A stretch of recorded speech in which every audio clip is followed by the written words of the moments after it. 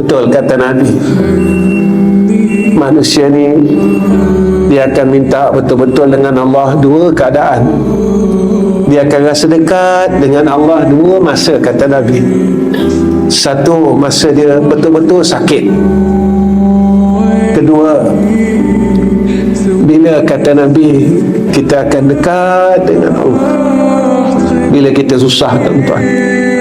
Kita betul-betul susah, kita nak dekat dengan Allah, baru kita cari Allah.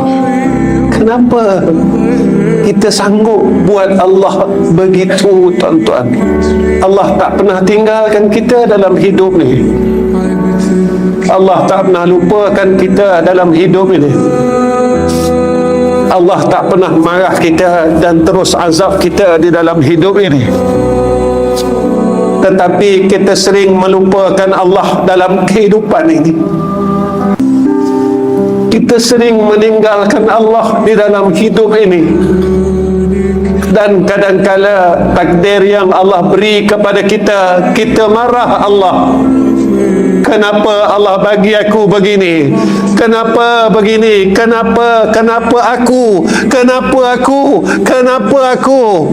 Pernah tak kita tanya, apa yang telah kita buat kepada Allah selama ni? Tuan-tuan, apa pun yang kita buat kepada Allah,